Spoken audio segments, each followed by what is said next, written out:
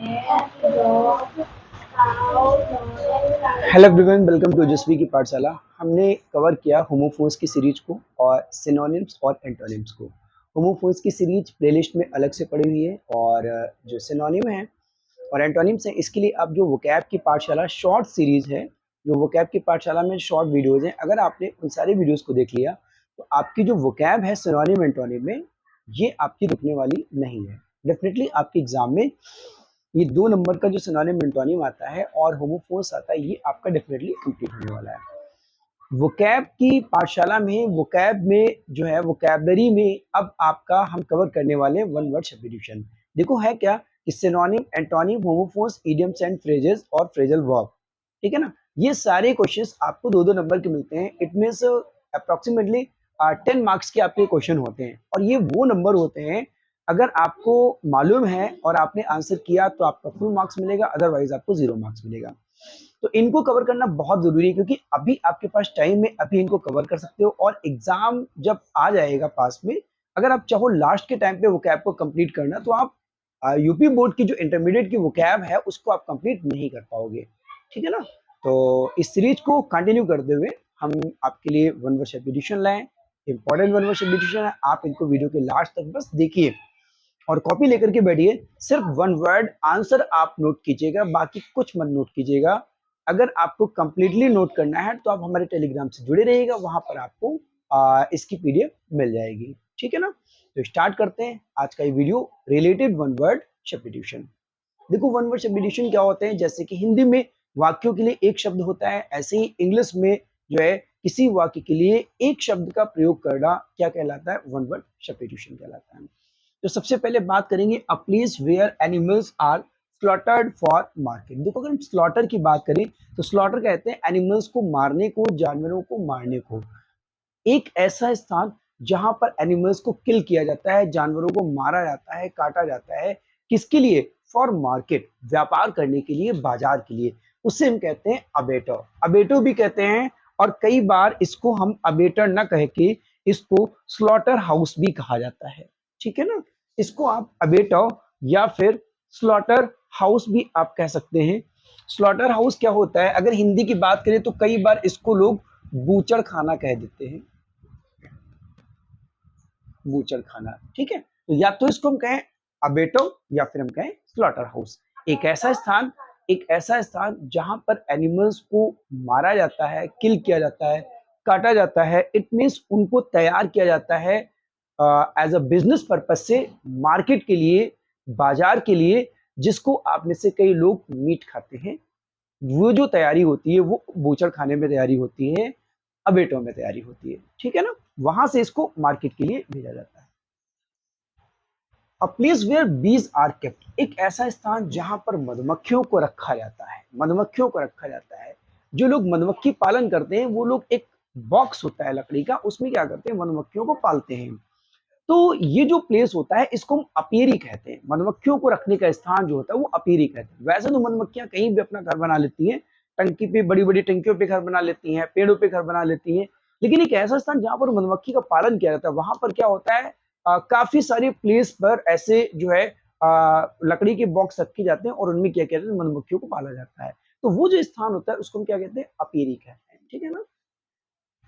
A place where birds are kept, जहां पर पक्षियों को रखा जाता है उस स्थान को हम अवेरी कहते हैं। मधुमक्खियों के स्थान को अपेरी कहते हैं और बर्ड्स के स्थान को अवेरी कहते हैं, ठीक है ना। अ टैंक फॉर फिशेस, एक टैंक किसके लिए? फिशेस के लिए, मछलियों के लिए। यानी कि मछलियों को हम किस में रखते हैं? एक्वेरियम होता है। आप सब में, आप सबके कई घरों में जो है कांच का एक बॉक्स होगा जिसमें आप मछली को रखे होगे या फिर कछुआ को रखते हो आप। तो ये जो होता है इसे हम क्या कहते हैं? इसको एक्वेरियम कहते हैं, ठीक है ना, जहां पर मछलियों को रखा जाता है, ठीक। उसके बाद अगर हम बात करें कि अ place for wrestling, a place for wrestling, Arena. देखो होता है क्या है, एक ऐसा स्थान जहां पर रेसलिंग होती है। रेसलिंग किसे कहते हैं? कुश्ती को। ये जो कुश्ती होती है ना, ये जिस स्थान पर होती है उसे हम क्या कहते हैं? उसे अरेना कहते हैं, अरेना कहते हैं। अरेना को कई बार हम लोग क्या कहते हैं? अखाड़ा कहते हैं, अखाड़ा। जो कुश्ती का मैदान होता है वहां उसे क्या कहते हैं, हम अखाड़ा कहते हैं, अरेना कहते हैं, ठीक है।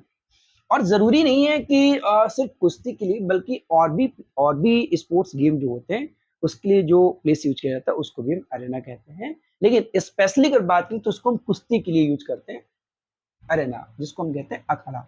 A place for ammunition and weapons, एक ऐसा स्थान जो किसके लिए होता है, अम्यूनिशन के लिए होता है और वेपन्स के लिए होता है। वेपन्स का मतलब तो आप जानते ही हो, हथियार, और अम्यूनिशन का मतलब होता है, जो अम्यूनिशन होता है वो होता है गोला बारूद,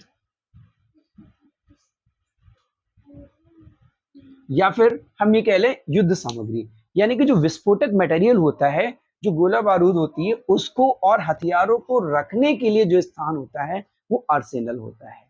यानी कि सीधी सीधी बात करें, जो वॉर रिलेटेड मटेरियल होता है, जो लड़ाई से रिलेटेड मटेरियल होता है, युद्ध सामग्री होती है, उसको रखने के लिए जो प्लेस यूज किया जाता है वो आर्सेनल यूज किया जाता है। A place for lunatic and political refugees, a place for lunatic and political refugees. देखो, एक ऐसा स्थान जिसका इस्तेमाल किया जाता है ल्यूनेटिक लोगों के लिए और पॉलिटिकल रिफ्यूजीज के लिए। पॉलिटिकल रिफ्यूजीज क्या होते हैं, जो राजनीतिक शरणार्थी होते हैं उनको। और ल्यूनेटिक क्या होता है, ल्यूनेटिक कुछ ऐसे व्यक्ति होते हैं जो मानसिक रूप से डिस्टर्ब होते हैं, जो मेंटली डिस्टर्ब होते हैं, स्टुपिडिटी टाइप के होते हैं, बेवकूफ टाइप के होते हैं। आपने देखा होगा कि राह चलते कई लोग ऐसे होते हैं जो पागल टाइप के होते हैं, ठीक है। उन लोग को हम ल्यूनेटिक कहते हैं। या फिर ऐसे लोगों को भी जो है कहा जाता है जो क्या करते हैं कि अपने किसी जो है देश से भागे हुए होते हैं या छोड़े हुए होते हैं, उनको अगर कोई कंट्री रिफ्यूज कर देता है, मतलब उनको शरण दे देता है, तो उनको रिफ्यूजीज, या फिर हम क्या कह देते हैं, उनको हम कह देते हैं ल्यूनेटिक कह देते हैं। शरणार्थी हो जाते हैं वो, ल्यूनेटिक हो जाते हैं, ठीक है ना। तो ऐसे लोग जो होते हैं उनको एक प्लेस देना, उनको एक स्थान देना, क्या कहलाता है, असाइलम कहलाता है। स्पेशली अगर देखा जाए तो ये पॉलिटिकल रीजन राजनीतिक कारणों से अगर किसी व्यक्तियों को, लोगों को जो है कोई कंट्री शरण दे देता है, वहां पर प्लेस दे देता है, तो वो असाइलम कहलाता है, ठीक है ना। तो उसे हम क्या कहते हैं, असाइलम कहते हैं। A place where government records are kept, एक ऐसा स्थान जहां पर गवर्नमेंट रिकॉर्ड्स को रखा जाता है, मतलब जो सरकारी दस्तावेज होते हैं, सरकारी रिकॉर्ड्स होते हैं, उनको जहां पर रखा जाता है उसको हम आर्चीव कहते हैं, ठीक है। जो है इसको हम अकाइव्स भी पढ़ते हैं, अकाइव्स, ठीक है। An underground dwelling place of an animal, एक एनिमल के लिए जो है एक ऐसा स्थान जो कैसा होता है, अंडरग्राउंड होता है। ड्वेलिंग मतलब होता है रहना, रहने वाला स्थान जो कि अंडरग्राउंड है एक एनिमल के लिए, उसको हम क्या कहते हैं, बोरो कहते हैं।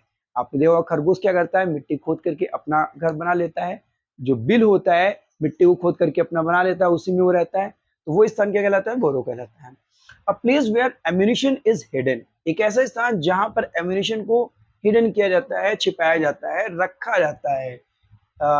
अम्यूनिशन मैं आपको बता चुका हूँ, जो गोला बारूद है या कोई भी विस्फोटक सामग्री है, उसको रखना क्या कहलाता है, जहां भी रखा जाता है उसको कैशे कहलाते हैं। कैशे एक प्लेस होता है जहां पर चीजों को रखा जाता है, केप्ट किया जाता है, ठीक है। एक तरीके से ये ऐसा स्थान हो गया जहां पर गोला बारूद या अदर चीजों का भंडार कर लिया जाता है, रख लिया जाता है, ठीक है। और आपके मोबाइल में भी एक कैशे होता है, जो भी आपकी जो यूजलेस चीजें होती हैं, जो बेकार चीजें होती हैं, वो भी कहाँ चली जाती हैं, कैशे में चली जाती हैं। जब आप सेटिंग में जाकर के उसको आप क्लियर करते हो, एक एक करके जो है, एक एक ऐप का जो क्लियर करते हो आप मटेरियल, वो यूजलेस होता है, क्लियर कैशे करते हो आप, तो वहां से मटेरियल क्या होता है, डिलीट हो जाता है, हट जाता है वहां से। तो एक ऐसी जगह जहां पर ये चीजें क्या हो जाती हैं, स्टोर हो जाती हैं, पर यहाँ पर क्या है, उन चीजों को रखा जाता है।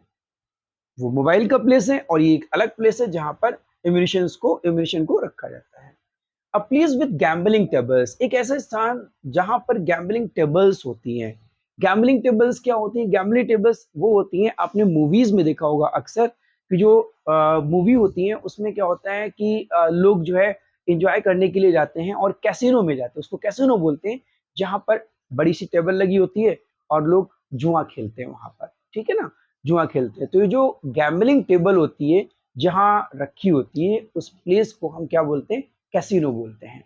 वहां पर जो है खाने वगैरह भी होते हैं, ड्रिंक वगैरह भी होती है। तो ये जो प्लेस होता है ये आपका क्या होता है, गैम्बलिंग होता है। गैम्बलिंग जहाँ पर होती है जिस टेबल पर, उस प्लेस को, उस स्थान को, सिर्फ गैम्बलिंग टेबल को नहीं बल्कि उस स्थान को क्या बोलते हैं, कैसीनो बोलते हैं।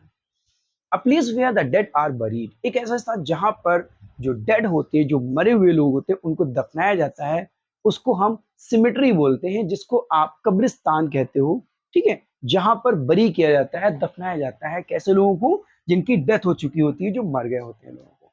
A place for luggage eight railway station, एक ऐसा स्थान जो लगेज के लिए होता है, लगेज कहते हैं सामान को, eight railway station, railway station पर। आप कई बार अगर रेलवे स्टेशन पे गए होंगे तो कई बार आपने देखा होगा, अपने सामान को अगर रखना होता है कहीं पे तो क्लॉक रूम बना होता है, क्लॉक रूम बना होता है, उस क्लॉक रूम में जाकर के आप अपने सामान को रख देते हैं। या फिर आप कई बार अपने एग्जाम देने गए होंगे और एग्जाम देने में आपके पास जो बैग होगा या मटेरियल होगा, तो आपने देखा होगा कोई एक ऐसी जगह होती है जहां पर स्कूल में या कॉलेज में एक जगह बना दी जाती है जहां पर आप अपने बैग को और उसको रखते हैं और वहां पर आपको क्या मिल जाता है, टोकन मिल जाता है। वो टोकन नंबर होता है, उस टोकन नंबर से आप एग्जाम के बाद जाकर के उस अपने सामान को ले लेते हो, तो वो भी क्या कहलाएगा, क्लॉक रूम कहलाएगा। ठीक है ना। आप कई बार अगर बड़े बड़े धार्मिक स्थलों पे या तीर्थ यात्रा करने जाते हो, घूमने जाते हैं, तो वहां भी क्या होता है, मंदिर जाने से पहले क्या होता है, आप कुछ मटेरियल्स को अपना अगर रखना चाहें तो वहां रख सकते हैं। या मॉल वगैरह में जाते हैं, बड़े बड़े जो मॉल होते हैं वहां भी क्लॉक रूम बने होते हैं। ठीक है ना। तो जो है वहाँ पर जो है, स्पेशली बात करें रेलवे स्टेशन की, तो वहाँ पर ये क्लॉक रूम होता है जहाँ पर अपने सामान को, लगेज को आप रख सकते हो। ठीक है। तो आज के लिए इतना ही। नेक्स्ट वीडियो में हम आपके लिए कुछ और इंपॉर्टेंट वन वर्ड्स लेकर के आने वाले हैं। आई होप आपको समझ आया होगा, आपने एंजॉय किया होगा इन वन वर्ड्स को, और प्लीज आप इनको समझते हुए इनको लर्न कर कीजिए। इनको रटना नहीं है, बिल्कुल आपको अपने माइंड में फीड करना है, मीनिंग के साथ समझना है। Definitely you will get good marks. Okay, मिलते हैं नेक्स्ट लेक्चर में, तब तक के लिए थैंक्स फॉर वॉचिंग।